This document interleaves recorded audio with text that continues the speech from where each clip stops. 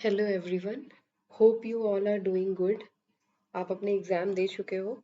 इस समय बहुत सारे लोग तो छुट्टियां एंजॉय कर रहे हैं और बहुत सारे बच्चे इस चीज़ के लिए स्ट्रगल कर रहे हैं कि अब मुझे 11th क्लास में क्या लेना है, क्योंकि हमारे यहाँ 10th क्लास तक तो ज़्यादा स्ट्रीम डिटरमिन नहीं होती है। You can do anything what ever you want. लेकिन 10th के बाद इमीडिएटली बाद आपको डिसीजन लेना पड़ता है कि आप कौन सा सब्जेक्ट ऑप्ट करना चाहते हो। Many of you are calling me also. तो मैंने सोचा कि चलो लेट्स डू दिस, आपको आइडिया मिले कि आपको क्या करना है। In very short time I let you know how to decide and how to take a decision and what will happen if you will take a wrong decision. So हमारे time में कुछ नहीं होता था, कोई काउंसलिंग नहीं, कुछ नहीं पता क्या करना है। हाँ, पता हो जाता था कि भाई साहब ने ऐसा कर लिया है या पापा जी ने ऐसा किया था। ऐसे इस तरह से बहुत टाइम पर ऐसा होता था। आप भी इस तरह से इन्फ्लुएंस किए जाओगे। बहुत लोग आपको बताएंगे वो देखो भैया ने ऐसा किया था, उनकी यहाँ पर जॉब लग गई।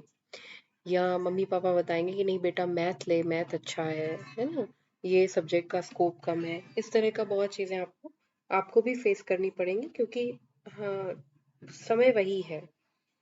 और बिफोर स्टार्टिंग इट, देखो मैं ये बात कहना चाहूँगी कि अगर हम सिर्फ इतना सोचें कि नहीं हमें तो ये पढ़ना है और हमें ये जॉब करनी है, लेकिन उसके साथ भी एक फैक्टर होता है कि भाई वो जॉब के लिए कितना एफर्ट्स लगाने हैं, है ना। तो वो सारी सारे पैरामीटर्स को हम लोग डिस्कस करेंगे कि कैसे इस काम को हमें करना है। तो देखिए,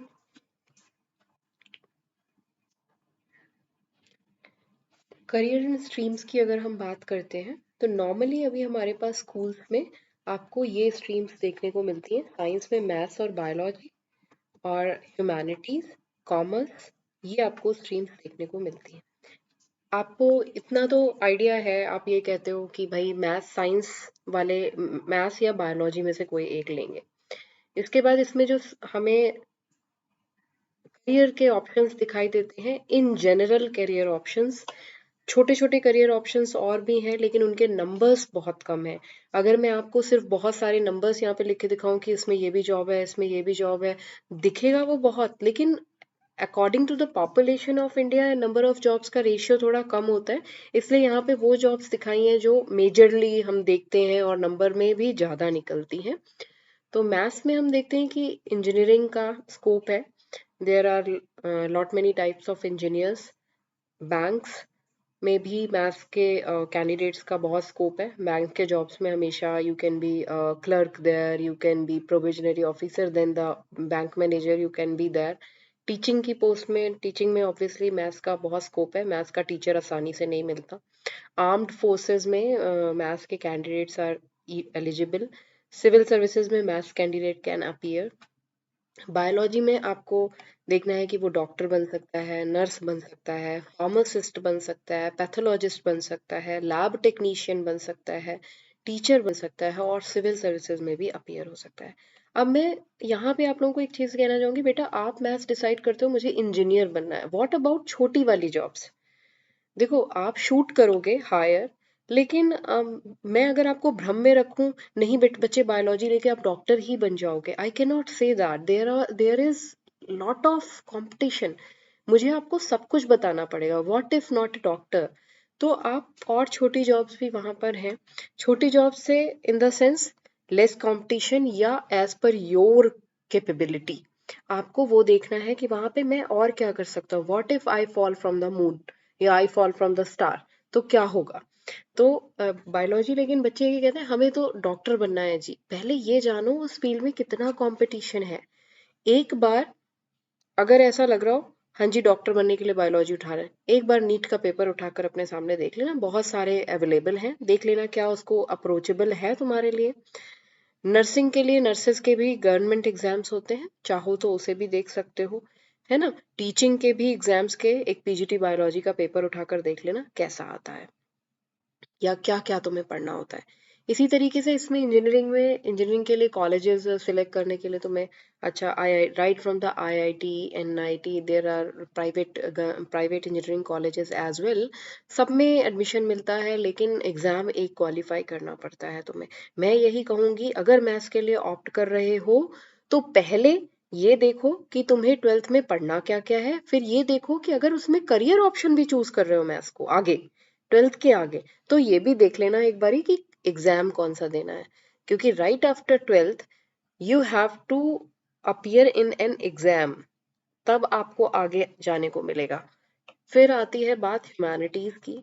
ह्यूमैनिटीज वाले बच्चे civil services, state level as well as ये हमारे इंडिया लेवल, दोनों के लिए फाइट करते हैं। मीटरोलॉजिकल डिपार्टमेंट्स में, क्योंकि वो ज्योग्राफी और ये सारी सब्जेक्ट्स पढ़ते हैं। इकोनॉमिस्ट बन सकते, इकोनॉमिक्स की जो बहुत सारी जॉब्स होती हैं उनमें हो सकते हैं। गवर्नमेंट जॉब्स निकलती हैं, SSC की बहुत सारी जॉब्स निकलती हैं, है ना, PSUs में जॉब्स निकलती हैं, और नो डाउट टीचर्स वो ह्यूमैनिटीज के बहुत अच्छे टीचर्स भी बन सकते हैं। कॉमर्स की अगर बात करते हैं तो करियर ऑप्शंस के रूप में CA CS, इकोनॉमिक्स के और जो डिपार्टमेंट्स हैं उसमें फाइनेंस रिलेटेड आप जॉब्स कर सकते हो, टीचिंग की जॉब्स कर सकते हो। SSC और म्यूनिसिपल कॉरपोरेशंस में भी बहुत सी जॉब्स निकलती हैं जो ह्यूमैनिटीज और कॉमर्स वालों के लिए, दोनों के लिए बहुत बार एलिजिबल होती हैं। इसके लिए बेटा क्या होता है, जब जॉब निकलती है तो वहां पे एक एलिजिबिलिटी पूछा जाता है कि if you have read these subjects in your 12th level और graduation level, वहां पे ये चीजें पूछी जाती हैं। तो अगर किसी पर्टिकुलर जॉब को टारगेट कर रहे हो तो, और तो फिर मैं ये कहूंगी उस जॉब का एडवर्टीजमेंट निकालो और उसमें देखो एलिजिबिलिटी क्या मांगी गई है। जैसे कुछ बच्चे पूछते हैं मैम मुझे NDA के लिए जाना है, या मुझे नेवी का आगे देखना है, तो you just go to the site, go for the advertisement of the previous years, उसमें देखो व्हाट इज द एलिजिबिलिटी, तुम्हें अपने आप पता चल जाएगा कि तुम्हें करना क्या है। अगर ऐसे सबसे पूछोगे तो you can not get the right answer. Go to the advertisement and get the eligibility, और फिर डिसाइड करो कि तुम्हें क्या करना है। देन ये था जब आप स्ट्रीम सिलेक्शन ये सपना सजाकर करते हो, मुझे तो जी ये बनना है। अब हम आते हैं ये सोचकर, एक बच्चा जो ज्यादा स्मार्ट मुझे ऐसा लगता है, जो कम इमोशनल है, वो प्रैक्टिकली सोचता है और वो ये देखता है कि मुझे ट्वेल्थ में उस पर्टिकुलर स्ट्रीम में पढ़ना क्या है। देखो, अगर मैं तुमसे ऐसी बातें करूं कि हमारा जिसमें मन हो हमें इसी में जाना चाहिए, अरे भाई मन तो मेरा बहुत कुछ करने का करता है, लेकिन मन तो मेरा IAS ऑफिसर बनने का करता है। But I know I do not have, me I am talking about myself, I do not have capability to learn और memorise many things, I do not have capability to read history, I feel bored when I read history. तो ये मेरी अपनी limitation है।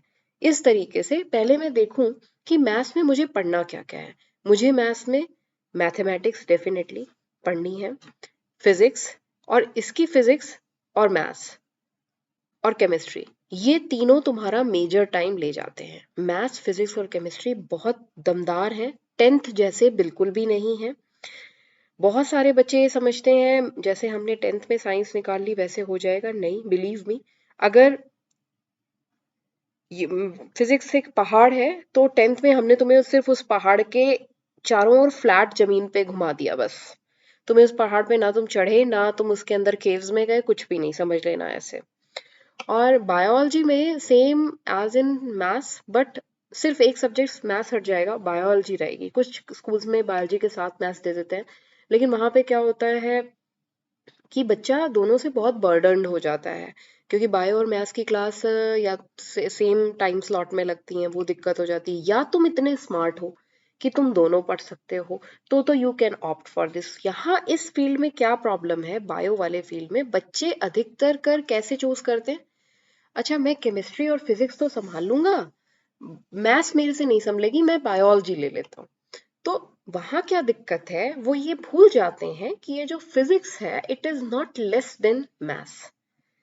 ये 12th class की जो physics है, 11th और 12th की, वो मैथ्स है। Almost 50% maths is there, 70% I should say. Go and check the physics का बुक, ठीक है, आप फिजिक्स की बुक्स चेक कर लो, एक बार कोशिश करो खुद से पढ़ने की। और बिलीव मी, देखो अगस्त से तो आपका प्रॉपर स्कूल शुरू हो पाता है, आई थिंक सितंबर तक तो आपके एक एग्जाम्स शुरू हो जाते हैं। तो वैसा टाइम बिल्कुल नहीं है जैसा 10th में खूब टाइम मिलता था अप्रैल से। एक टाइम का कंस्ट्रेंट रहता है, आप डाइवर्टेड बहुत ज्यादा होते हो। तीसरा, आप कम टाइम में ज्यादा सिलेबस को कवर कर रहे होते हो, एकदम नई कॉन्सेप्ट्स आई होती है।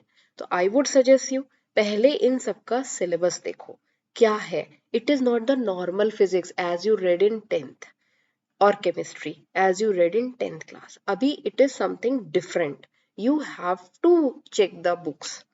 Then in humanities, geography, history, economics, Hindi and English, Hindi के साथ तो एक आप कोई ऑप्शंस भी ले सकते हो। इसके सब्जेक्ट्स वही हैं, बस उसमें अपग्रेडेशन है ज्योग्राफी में, हिस्ट्री में और इकोनॉमिक्स में। और ये एक ऐसा करियर ऑप्शन है जिसमें अगर किसी को अच्छा लिखना और अच्छा याद करना आता है और उसको थोड़ा इंटरेस्ट रहता है कि अच्छा हमारे यहाँ क्या हुआ पहले, ओके ये क्या स्ट्रैटेजी कोई देश ऑप्ट करता है, मतलब इस तरह के रिलेशनशिप ऑफ कंट्रीज, मैप, और मतलब very sharp candidates they can take humanities. ये बहुत इंटेलिजेंट लोगों के लिए ह्यूमैनिटीज बना हुआ है, क्योंकि इसमें पिछला जो हो चुका है उसको हमें समझना है। इन कॉमर्स बेसिकली वो आपको बिजनेस अकाउंट्स और इन चीज़ों की जानकारी देते हैं, और उसके साथ हिंदी और इंग्लिश एक सब्जेक्ट रहता है। अब कॉमर्स के साथ प्रॉब्लम ये है, बहुत सारे स्कूल्स में कॉमर्स मैथमेटिक्स के साथ मिलता है, लेकिन कहीं कहीं स्कूल्स में मैथमेटिक्स के साथ कॉमर्स नहीं मिलता। अब यहाँ पे एक दिक्कत हो जाती है कि commerce is similar to mathematics in some aspects. तो वहां पे बच्चे ये ना समझें कि ये अजी एक आसान सब्जेक्ट है। ये आसान बिल्कुल नहीं है। It is actually equally competent subject. आपको यहाँ पे बहुत इनपुट देना है, और यहाँ नंबर ऑफ जॉब्स आगे जाके, everybody dreams about maybe a government job और well paying and comfortable private job. तो वहां पर अगर हम उस एस्पेक्ट को देखते हैं तो कॉमर्स में कम एफर्ट्स नहीं, बहुत ज्यादा एफर्ट्स मांगे जाते हैं। और आपकी थिंकिंग क्या रहती है, ह्यूमैनिटीज वेरी इजी, और फिर इसके बाद ठीक है अगर maths and not maths and biology then commerce. तो ऐसा बिल्कुल भी नहीं है।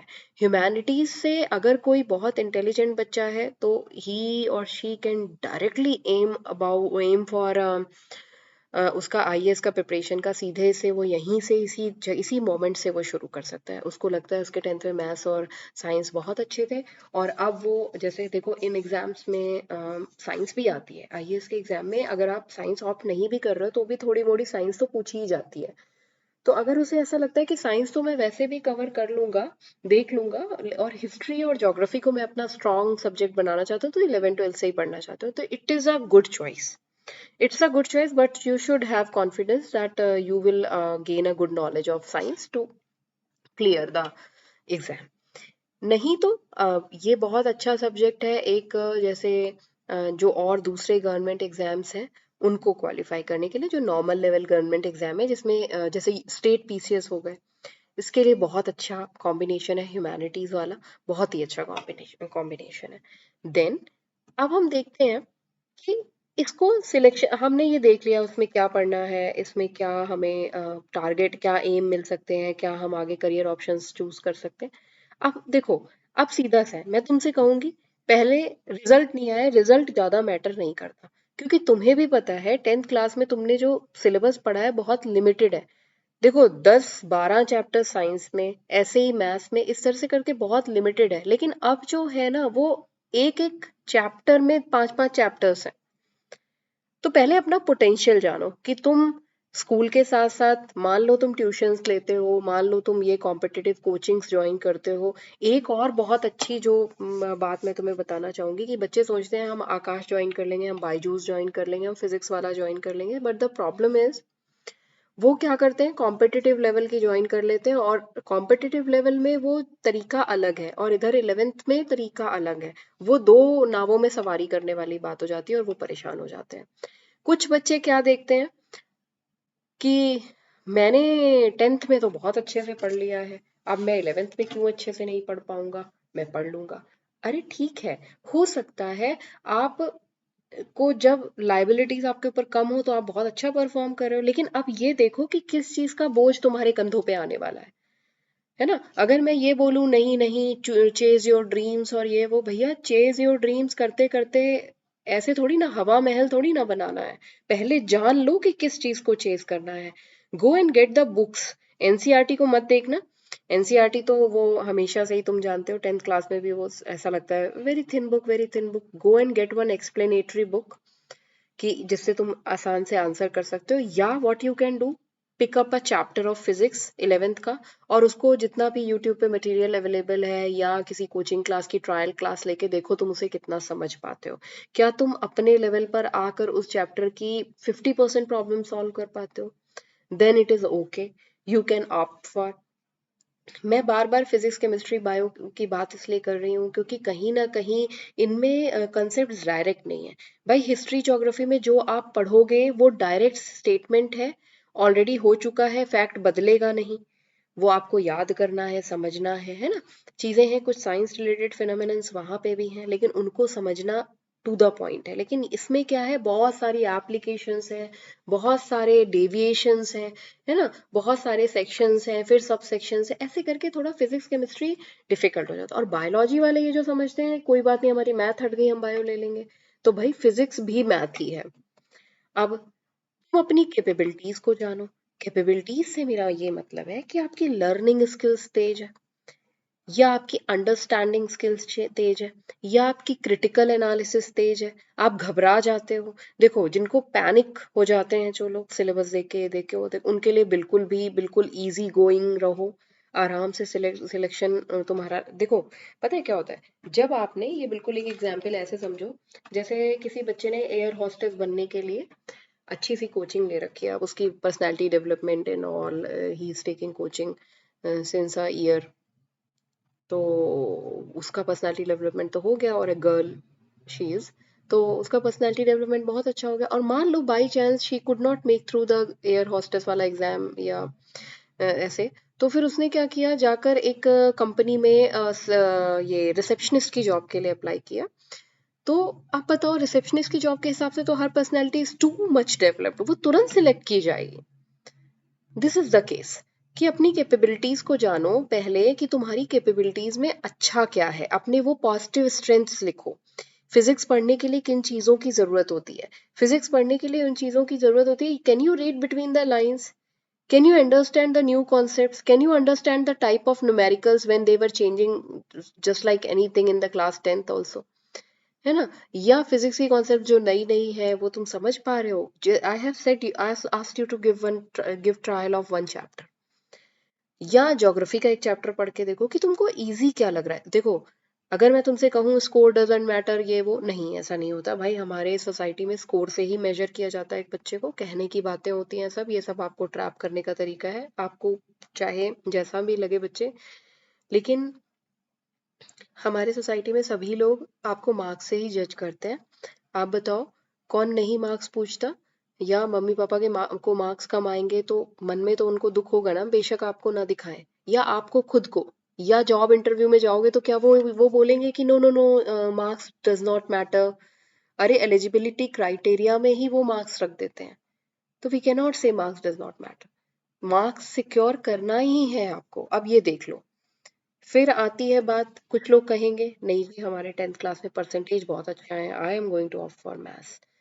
10th क्लास में आपके जो परसेंटेज आए हैं, I would again like to state this thing कि आपने पहाड़ को बस किनारे किनारे से चक्कर लगा के देखा है, आपने पहाड़ पे चढ़ने की तो कोशिश ही नहीं की है अभी। तो सिलेबस आप जानते ही नहीं हैं। इसलिए प्लीज 10th क्लास के मार्क्स से अपने आप को जज ना करें। 10th क्लास में आपके टीचर्स भी आपका बहुत साथ देते हैं, आपको स्कूल से पूरे 20 आउट ऑफ 20 मार्क्स मिल जाते हैं, लेकिन 12th में ऐसा नहीं होता। 12th में एक्सटर्नल एग्जामिनर आता है, उसकी वजह से बहुत प्रॉब्लम्स होती हैं। प्रैक्टिकल्स करा के देखता है, 30 नंबर का एक्सटर्नल एग्जामिनर के हाथ में होता है। तो अगर वो बहुत ज़्यादा नंबर भी देता है तो वो देता है 26 मार्क्स। मैं ये कह रही हूँ कि आपने बहुत बिल्कुल अच्छा नहीं किया तो 4 नंबर तो आपके यहीं चले गए। अब बताओ उसके आगे क्या, जबकि यहाँ पे आप 10th क्लास में पूरे 20 आउट ऑफ 20 लेके जाते थे। और ये मान के चलो कि अगर आप बिलो 80% किसी भी स्ट्रीम को लेके बिलो 80% फॉल कर रहे हो, तो आज के टाइम पे भाई अपना बिजनेस शुरू करने की सोच लो। जॉब्स तो में तो बहुत डिफिकल्ट है, कि आप अपना आइडिया निकालो, कोई बिजनेस शुरू करो, that will be a very good stream for you. और अगर जॉब्स की इसमें रहना है तो आई थिंक अबव 80-85 ऐसे स्कोरिंग बहुत ज़रूरी है, उसके हिसाब से चुनो। जब तुम ये know your potential, what are your capabilities और what is the percentage in class 10th, उसको कंसीडर मत करो, अपने आप से बात करो और लिखो और ऑनेस्ट डिसीजन लो, इसके बाद तुम स्ट्रीम सिलेक्शन करो। कुछ भी मत देखो, किसी की मत सुनो, अपनी सुनो कि तुम किसमें खुशी, कि भाई ये मैम मुझे ये अच्छा लगना इज अ डिफरेंट थिंग, या I will feel proud if I will take math. अरे आज प्राउड फील कर लोगे, 11th में फेल हो गए फिर कौन सा प्राउड फील करोगे? हर बार PT1 का रिजल्ट आ रहा है, फेल हो रहे हो, फिर कौन सा प्राउड फील करोगे बेटा? आज तो तुमने प्राउड फील कर लिया। You feel proud in choosing some other stream but getting good marks, ठीक है? और उसमें तुम्हारा मेंटल सेटिस्फैक्शन भी है। अब मान लो तुमने आज की डेट में एक स्ट्रीम चूज कर ली, तुमने उसे पढ़ा, अब तुम कहते हो कि मैम मैं दोबारा कब चेंज कर सकता हूँ स्ट्रीम को, मेरे पास चांस कब आता है? देखो, अगर तुमने आज की डेट में कोई स्ट्रीम सिलेक्शन गलत कर लिया है, तो मान लो तुमने मैथ स्ट्रीम ले ली है और बायोलॉजी स्ट्रीम ले ली है, यहाँ इन दोनों स्ट्रीम्स के साथ एक बहुत अच्छी चीज ये है कि तुम्हें ग्रेजुएशन लेवल पे तुम ह्यूमैनिटीज और सम टाइम्स कॉमर्स में स्विच कर सकते हो।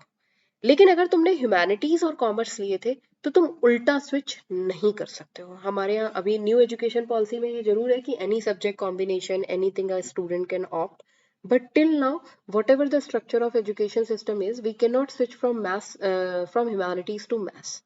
अगर आपने मैथ्स लिया है तो ग्रेजुएशन में ह्यूमैनिटीज तो पढ़ सकते हो, लेकिन मैथ्स नहीं पढ़ सकते, ठीक है? तो अब ये भी सोच समझ के आपको लेना है कि चलो ये ले लेता हूँ, अगर नहीं समझ में आया तो बाद में, लेकिन वही है कैपेबिलिटी वाली बात है। ऐसा ना हो अभी मैथ्स ले लो, सोचो कि चलो कोई नहीं ग्रेजुएशन में चेंज कर लूंगा, लेकिन अभी 11th में फेल हो गए, इतनी कैपेबिलिटी ही नहीं है, तो ये भी प्रॉब्लम है। कैपेबिलिटी वाला पैरामीटर जरूर रखो। मैथ से ये है आप किसी भी स्ट्रीम में भाग जाओगे, ह्यूमैनिटीज में भाग जाओगे, कॉमर्स में भाग जाओगे या एनी अदर स्ट्रीम, लेकिन मैथ्स में पास हो जाओ पहले, उतना सोच लो। इन सब चीजों के बाद भी क्या होगा अगर तुम एक रॉन्ग डिसीजन ले लेते हो? बिलीव मी, कुछ भी नहीं होगा, तुम्हारा 1 साल वेस्ट होगा। तुम 1 साल सारे सब्जेक्ट्स के बारे में जान लेना, अपने दोस्तों के साथ पढ़ना, अच्छा तुमने ये स्ट्रीम ली है, तुम उसमें क्या पढ़ रहे हो, सबकी तुम्हें खूब चीखना चिल्लाना सुनाई देगा शुरू के 1 साल। जो वो PT1 होता है उसमें ही तुम्हें क्लियर हो जाएगा कि यार मैं इस स्ट्रीम के लिए तो बना ही नहीं हूँ। उस समय अगर स्कूल अलाउ करता है तो चेंज कर देना, लेकिन वही है तुम्हारी दौड़ हो जाएगी क्योंकि तुम 3-4 महीने का समय ऑलरेडी लॉस कर चुके होगे।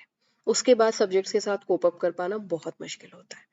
कोई बात नहीं, 1 साल का लॉस होगा, दोबारा स्ट्रीम सिलेक्शन करना, स्ट्रीम चेंज करना और दोबारा से वो पढ़ लेना। तुम अभी बहुत छोटे हो, 1 साल का लॉस हो जाने से भी कुछ प्रॉब्लम नहीं होगी। अगर कभी ऐसी गलती हो जाती है तो उसमें डरने की कोई बात नहीं है।